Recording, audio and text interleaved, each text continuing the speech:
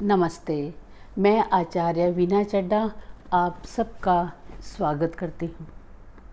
मेरा आज का टॉपिक है हमारे पास्ट लाइफ के जो कर्मा हैं जिनसे हम डरते हैं, हम कैसे उनकी एंट्री को रिवर्स कर सकते हैं, यानी पास्ट लाइफ में हम कैसे जा सकते हैं।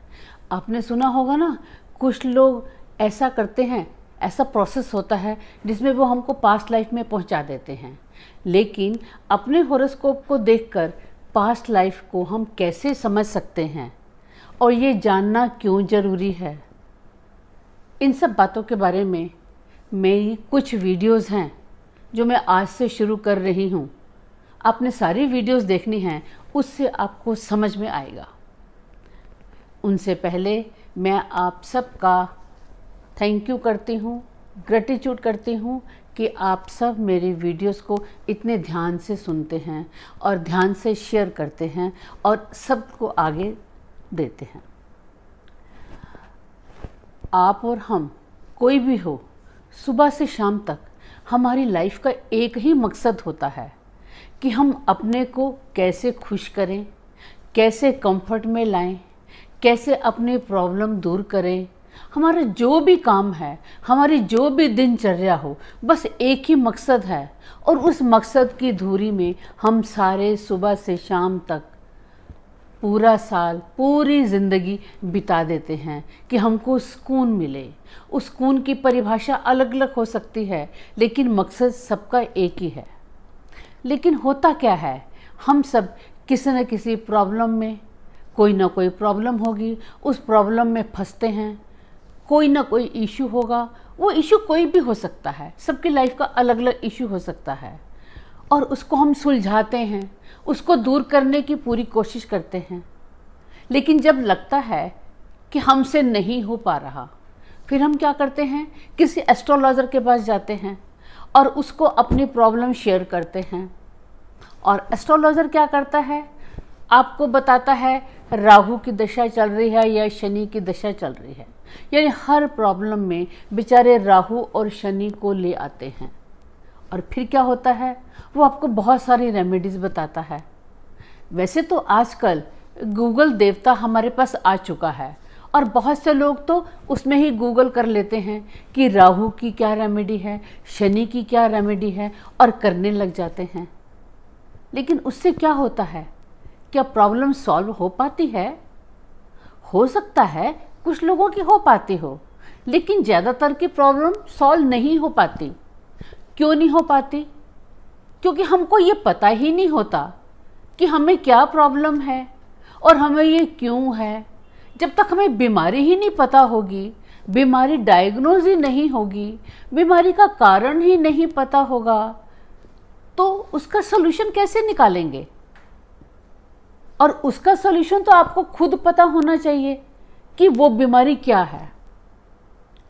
अब देखो ना, हमारे में से कोई भी ऐसा है जिसको कोई प्रॉब्लम ना हो।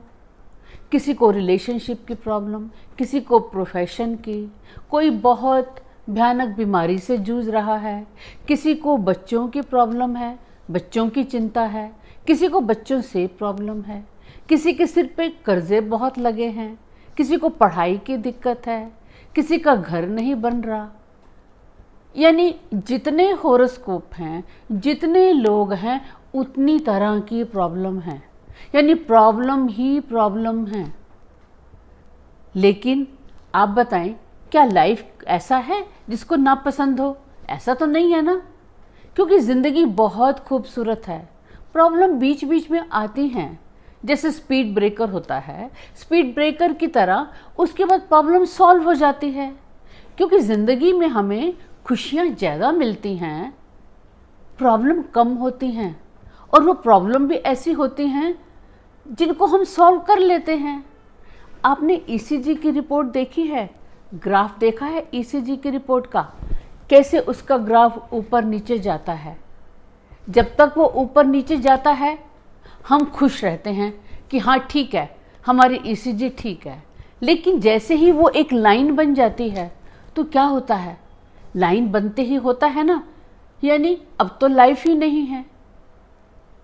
फिर हम कहते हैं ये व्यक्ति पूरा हो गया, यानी अब उसकी लाइफ नहीं है।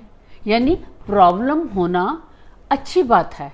उसी तरह से लाइफ में भी जब तक प्रॉब्लम होती हैं तब तक हमारी लाइफ चलती रहती है, और जब हम यहाँ से बाय बाय कर देते हैं यानी पूरे हो जाते हैं तो प्रॉब्लम भी ख़त्म हो जाती हैं।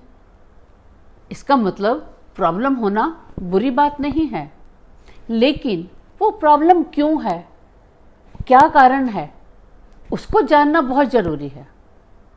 जब किसी को कोई प्रॉब्लम होती है तो हम पूछते हैं ना, या वो खुद ही बोल देता है क्या करें, मेरे को तो बहुत प्रॉब्लम है, मेरी तो किस्मत ही ख़राब है।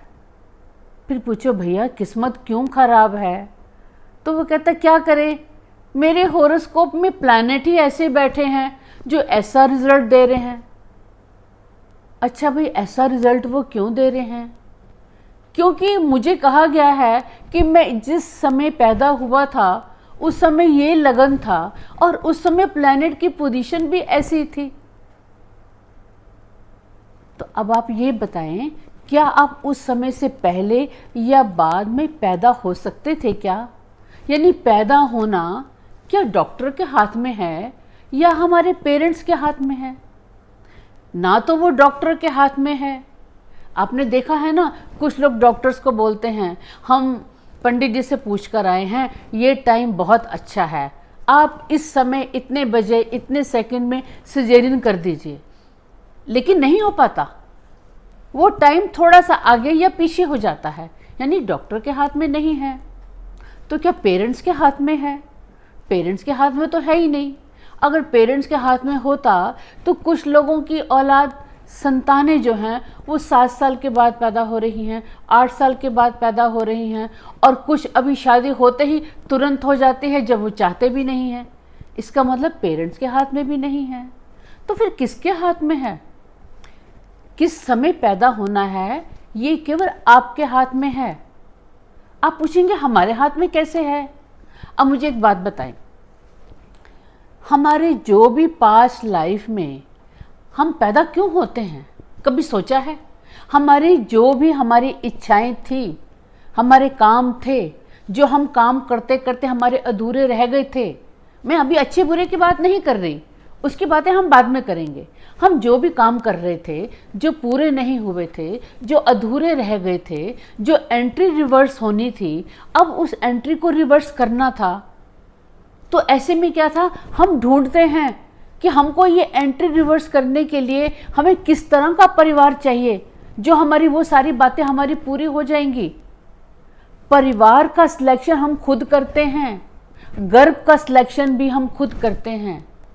जिस समय हमारा बीज डलता है, गर्भ की शुरुआत होती है, तो क्या होता है, सैकड़ों स्पर्म होते हैं जो लड़ाई कर रहे होते हैं वॉर्म में, गर्भ में जाने के लिए। सैकड़ों स्पर्म की आपस में लड़ाई होती है, लेकिन आपका स्पर्म ही इतना मजबूत था, इतना ताकतवर था, जिसने सबको लड़ाई में पीछे छोड़ दिया था और ज़बरदस्ती एफर्ट करके, स्ट्रगल करके आप यहाँ आए थे।